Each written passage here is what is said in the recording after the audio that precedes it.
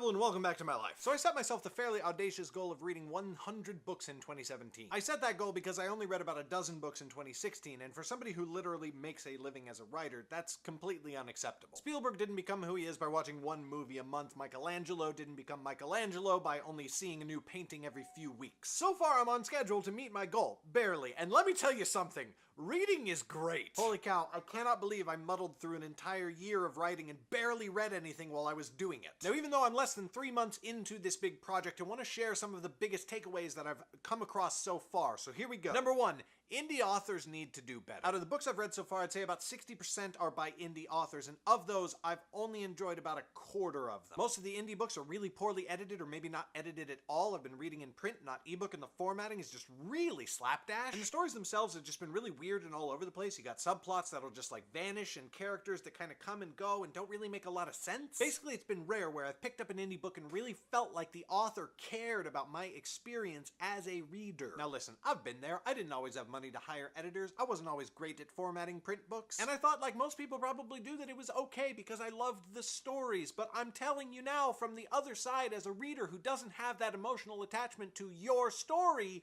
you're making it so hard on me to get through your book. Now, on the other hand, big takeaway number 2, traditional publishers need to do better as well. So of the 40% of books that I've read that were traditionally published, I'd say I only enjoyed about half of them. That's a much higher percentage than the indie books, but geez, a 50% success rate is way too low when you're spending as much money per book as traditional publishers do, and when you're taking as much money from the author as traditional publishers do. The thing I've noticed about traditional books so far is that they have really, really great technical quality, but too often it feels like they're putting a tuxedo on a slug. The window dressing is great, but too often it feels like they're putting that on a story that's just so mediocre, where the author isn't even trying to do anything new or innovative. Where the indie books I mentioned earlier have felt like so much wasted potential, the traditional books have felt like tremendously technically adept drivel. Except for the traditional books that I actually liked, which more than made up for it. Which brings me to big takeaway number 3. When you're reading a lot, you care less about bad books in general. I'm reading a new book every 3 or 4 days on average, and when I'm reading that fast, even a bad book feels like less of a chore. My attitude has changed to one of, well, it's not that great, but who cares? I'm gonna read something that I will enjoy the day after tomorrow. It's like when I was a kid and movie tickets were $5. I didn't really mind seeing a bad movie in a theater because all I'd wasted was a couple hours of time and like $10 once you counted snacks. Whereas now, when a movie date with my wife can run upwards of $50, I'd better be damn sure it's a really good movie before I'll risk seeing it in a theater. And reading so much, as I've also been very productive in managing my writing schedule, has left me with big takeaway number 4. Holy cow, if you're a writer, you have to read. Good books or bad, the sheer amount of words I'm consuming right now are having such an impact on my productivity and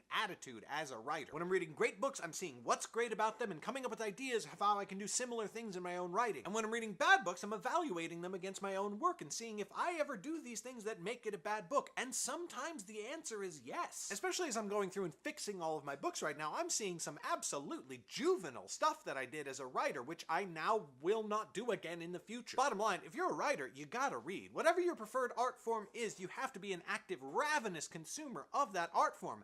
Otherwise, you're just gonna suck. Being like an actual reader again feels really good, Rebel, and I know that it's going to impact the next new book I write, and when that book finally comes out, I hope you're able to see the difference. And that is what I've got for you today. Subscribe if you haven't already, and while you're here, check out another video from the channel, or check out my Patreon where you can see my secret videos. Thank you so much for watching, and I will see you on Monday.